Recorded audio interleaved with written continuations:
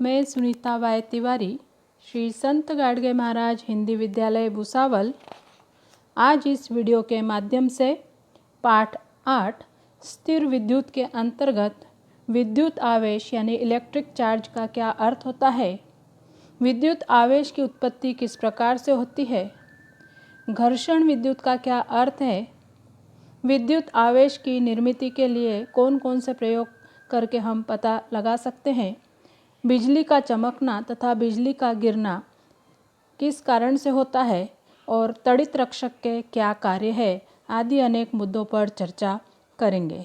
तो आइए देखते हैं विद्युत आवेश का क्या अर्थ होता है।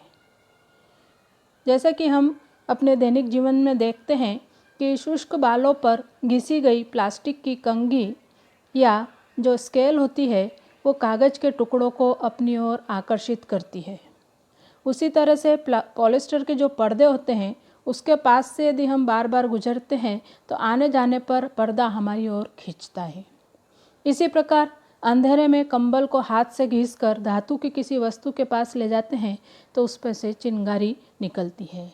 इन सभी घटनाओं से हमें यह पता चलता है कि हमारे आसपास की वस्तुओं में भी पर्याप्त विद्युत आवेश होता है। हमारे शरीर में भी विद्युत आवेश संग्रहित रहता है क्योंकि सभी वस्तुएं अति सूक्ष्म कणों से बनती है और विद्युत आवेश उन कणों का आंतरिक गुणधर्म होता है। इस प्रकार पर्याप्त विद्युत आवेश होने पर भी वस्तुओं में अप्रकट स्थिति में वह रहता है क्योंकि वस्तु पर दो विपरीत प्रकार के विद्युत आवेश समान संख्या में होते हैं। पहला होता है धन आवेश और दूसरा होता है ऋण आवेश। इन आवेशों में संतुलन होता है तब वस्तु उदासीन होती है, अर्थात वस्तु पर कोई भी आवेश नहीं होता है। यदि धन आवेश और ऋण आवेश का संतुलन नहीं होता है तो वस्तु को हम आवेशित कहते हैं। अब देखते हैं कि जो दो आवेशित वस्तुएं जो होती है वो एक दूसरे को किस प्रकार से प्रभावित करती है। उसके लिए एक हम प्रयोग कर सकते हैं कि कांच की एक छड़ के एक सिरे को रेशमी भाग पर रगड़ते हैं। घर्षण के कारण थोड़ा सा आवेश एक वस्तु से दूसरी वस्तु पर जाता है और इस कारण दोनों वस्तुएं थोड़ी सी आवेशित हो जाती है। इस छड़ को एक रस्सी के द्वारा हवा में लटका कर रखते हैं और उपयुक्त प्रकार से आवेशित की गई कांच की दूसरी छड़ लटकी हुई छड़ के पास लाते हैं। दोनों छड़ें एक दूसरे को दूर ढकेलती है।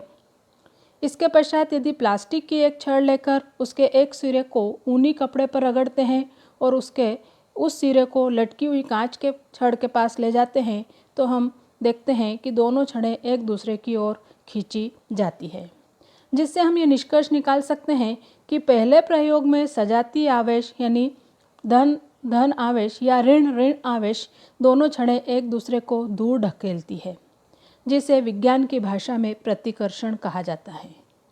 दूसरे प्रयोग से हमें यह ज्ञात होता है कि विजातीय आवेश यानी कि जो दो विपरीत आवेश धन आवेश और ऋण आवेश जो दोनों छड़ें होती है वो एक दूसरे को अपनी ओर खींचती है, जिसे विज्ञान की भाषा में आकर्षण कहा गया है।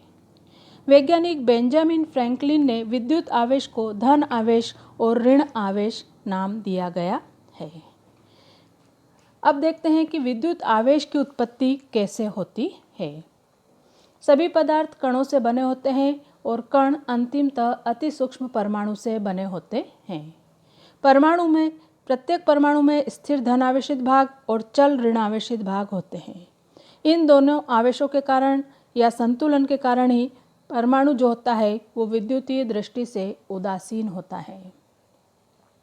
विद्युतीय दृष्टि से संतुलित परमाणु का संतुलन कुछ कारणों से बिगड़ता है जब कुछ पदार्थों का एक दूसरे पर घर्षण किया जाता है। जैसा कि पहले चित्र में आपको दिखाया जा रहा है कि जब कुछ पदार्थों का एक दूसरे पर घर्षण किया जाता है तब एक वस्तु के ऋण आवेशित कण दूसरे पदार्थ पर चले जाते हैं और जिस वस्तु पर ऋण आवेशित कण जाते हैं वह वस्तु ऋण आवेशित कणों की अतिरिक्त संख्या के कारण ऋण आवेशित हो जाती है, जैसा कि दूसरे चित्र में दिखाई दे रहा है। उसी प्रकार जिस वस्तु से ऋण आवेशित कणों की कमी हो जाती है वो वस्तु धन आवेशित हो जाती है। तीसरे चित्र में आपको दिखाई दे रहा है कि यहाँ पर धन आवेशित और ऋण आवेशित जो कण है उनकी संख्या समान दिखाई दे रही है, अतः वह वस्तु क्या हो जाती है, उदासीन हो जाती है, अर्थात वहाँ पर समान संख्या में जो ऋण आवेश और धन आवेश उपस्थित रहते हैं। अतः हम कह सकते हैं कि घर्षण किए जाने वाले दोनों वस्तुओं में एक धन आवेशित हो तो दूसरी ऋण आवेशित बनती ही है।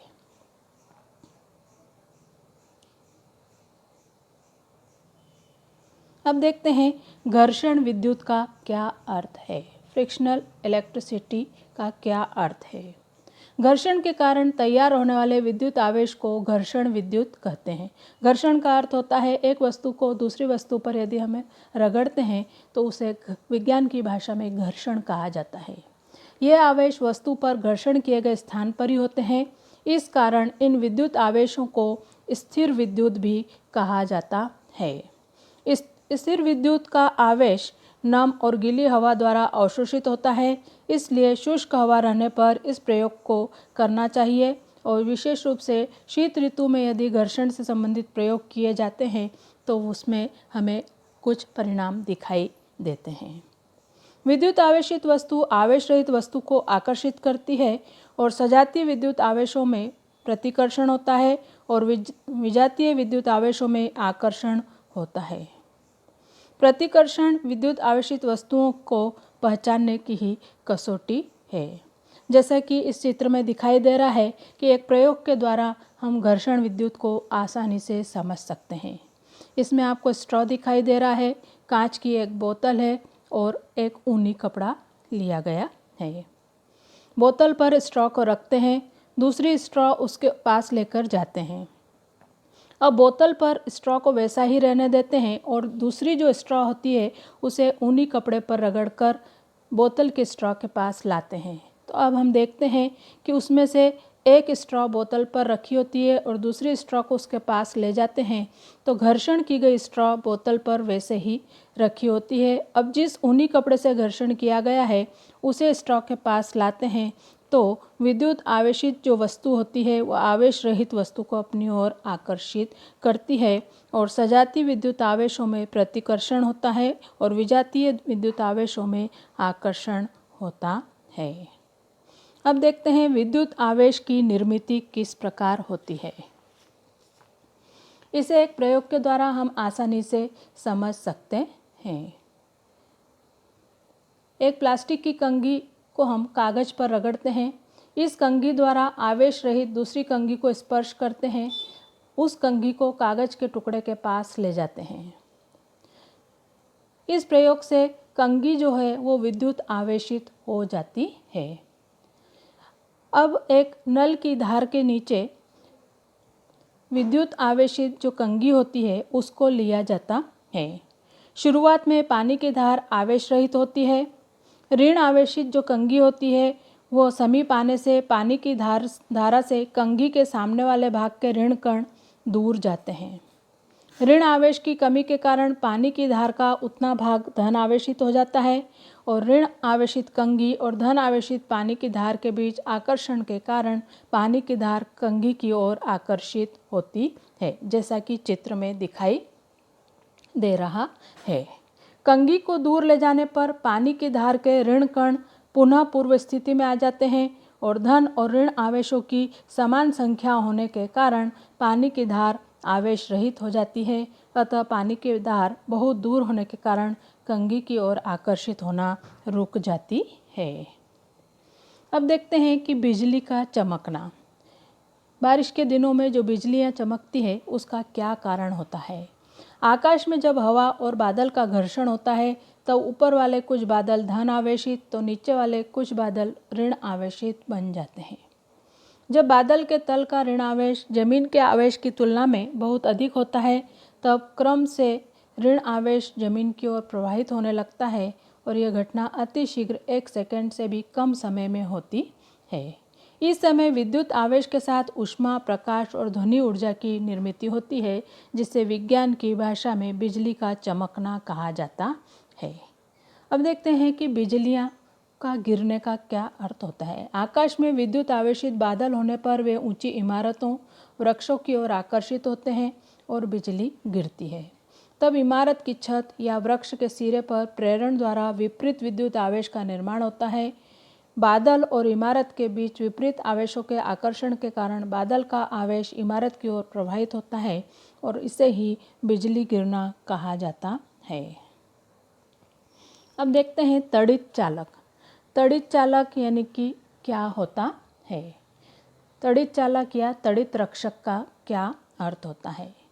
बादल से गिरने वाली बिजली के आघात से बचाव के लिए जिस उपकरण का उपयोग किया जाता है उसे तड़ित रक्षक कहते हैं।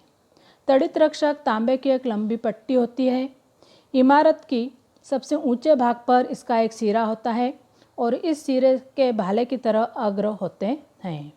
पट्टी के दूसरे सिरे को जमीन के अंदर ढलवा लोहे की मोटी चादर से जोड़ा जाता है। उसके लिए ज़मीन में गड्ढा खोदकर उसमें कोयला नमक डालकर मोटी चादर खड़ी जाती है। उसमें पानी डालने की सुविधा की जाती है। इस कारण बिजली शीघ्रता से ज़मीन में फैल जाती है और इमारत को होने वाली हानि से बचाया जा सकता है। विद्युत आवेशित बादल इमारत के ऊपर से गुजरते ही इमारत की ओर प्रवाहित होने वाला विद्युत आवेश तांबे की पट्टी के माध्यम से ज़मीन में पहुंचता है और इस इमारत को होने वाला नुकसान टाला जा सकता है। इस प्रकार ऊंची इमारतों पर तड़ित चालक लगाने से आसपास के परिसर की भी बिजली गिरने से रक्षा की जा सकती है। धन्यवाद। अब इस पाठ पर आधारित स्वाध्याय दिया गया है जिसे आप इस वीडियो के माध्यम से आसानी से हल कर सकते हैं और कक्षा कार्य की कॉपी में इन्हें नोट कर सकते हैं। Thank you.